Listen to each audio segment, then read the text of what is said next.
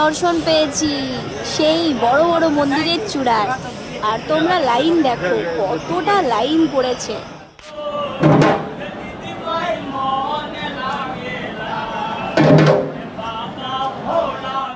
না 5 ঘন্টা লাইন দেওয়ার পর। নমস্কার জানাই সবাইকে, কেমন আছো সবাই? আশা করছি ভালো আছো। আমিও ভীষণ ভালো আছি তোমাদের আশীর্বাদে এবং ভালোবাসায়। তো কোথায় যাচ্ছি জানো? আজকে যাচ্ছি হচ্ছে বাবার কাছে জল ঢালতে। জানি না কতটা কি ঢালতে পারবো বা কি হবে, তো যেটাই হবে তোমাদেরকে দেখাবো। তার আগে তোমাদেরকে একটা ছোট্ট ক্লিপসের মাধ্যমে আমি দেখিয়ে দিলাম যে এই দেওঘর বাবাধামে তোমরা যারা আসবে তারা রুমের যে ক্যাপাসিটি বলো, কীরকম কি রুম থাকে, এসি থাকে, নন এসি থাকে, তার কত চার্জ, সমস্ত কিছু লিস্টের মাধ্যমে তোমাদের সাথে শেয়ার করে দিলাম। তোমরা এখান থেকে দেখে তারপর তোমরা নিজেদের অ্যাকর্ডিং প্রাইস ঠিকঠাক করে দেন আসতেই পারো। খুব সুন্দর জায়গা, তোমাদের বেশ ভালো লাগবে। তো চলো আর বেশি দেরি না করে আমরা বেরিয়ে পড়লাম।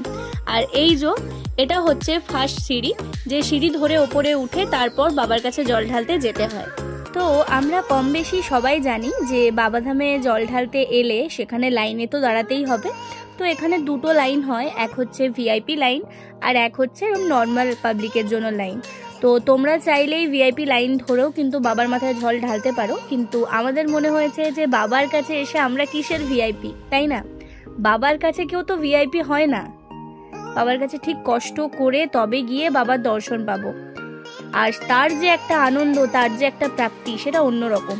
তো যাই হোক, নর্মাল লাইন ধরেই যাচ্ছি। আর হ্যাঁ, ভিআইপি লাইন হচ্ছে পার হেড 300 করে, এরমই কিছু শুনলাম। ভিআইপি লাইনের জন্য মেবি ওরা 300 করে চার্জ করে পার হেড, অথবা 500 করে, এরম কিছু ব্যাপার আছে। তো যারা অসুস্থ, মানে যারা একটু বয়স্ক, তারা চাইছে বাবার কাছে দর্শন করবে, বাট এত লাইন দিয়ে তারা দর্শন করতে পারবে না, তো তাদের জন্য তারা ভিআইপি লাইন ধরে যেতেই পারো। তো সেটাও আমি দেখিয়ে দেবো তোমাদের যে ভিআইপি লাইনটা কোনখান দিয়ে শুরু হচ্ছে আর কোথায় গিয়ে মিশছে, সেটা দেখিয়ে দেবো তোমাদের। তো এই দেখো, আপাতত লাইন ধরেই যাচ্ছি। টানা 5 ঘন্টা আমরা লাইন দিয়েছিলাম, টানা 5 ঘন্টা। মোটামুটি 7:30 থেকে শুরু হয়েছে লাইন দেওয়া। তারপর আমরা ওখানে পৌঁছই ওই হবে কটা, 11:30 12টা এরম কিছু একটা হবে, আমার ঠিক টাইমটা মনে পড়ছে না। তো এই যে তারপর তোমরা দেখতেই পাচ্ছ এরকম স্টিলের ব্যারিকেড করা আছে। আর এই ব্যারিকেডগুলো মোটামুটি তোমার 30খানা হবে।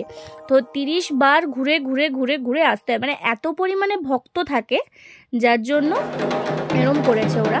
তো বাইরে থেকে তোমরা ওই প্যাড়া, তারপরে এই সমস্ত কিছু পুজোর সামগ্রী কিনে টিনে আসতে পারো। তো যার দোকানে তোমরা প্যাড়া নেবে তার দোকানেই জুতো রেখে দিও। জুতো নিয়ে কোনো ঝামেলা নেই, এখানে জুতো যেখানে খুশি রাখা যায়।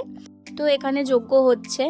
তো বেসিক্যালি কি জানো তো, বাবাধামে সেরকম রুলস নেই, মানে যে যা পারছে করছে, লাইন টপকে চলে আসছে, যে যার লাইনে ঢুকে পড়ছে, এরকম অনেক কিছু হচ্ছে। যাই হোক, তারপর ভেতরে ঠেলা ঠেলি করে বাবার যদি বা একটুখানি দর্শন পেয়েছি না পাইনি নিজেও জানি না, তবে ওখানে গিয়ে বাবাকে ওই গর্ভগৃহে বলে টলে এসেছি। তো তারপর ভিডিওটা আর কন্টিনিউ করিনি, প্রচণ্ড টায়ার্ড হয়ে পড়েছিলাম যার জন্য। আর এটা হচ্ছে আমার বাড়ি ফেরার ক্লিপস, যেটা তোমাদের সাথে শেয়ার করছি। তো এই ছিল আমার ভিডিও। তোমাদের কেমন লাগলো পুরো সিরিজটা অবশ্যই জানিও। আর যারা যারা আমার ভিডিও দেখে বাবাধাম আসবে, স্পেশালি যারা রামকৃষ্ণ মঠে থাকবে, তারা কিন্তু অবশ্যই আমাকে পরে কমেন্ট করে জানিও। দেখা হচ্ছে খুব তাড়াতাড়ি।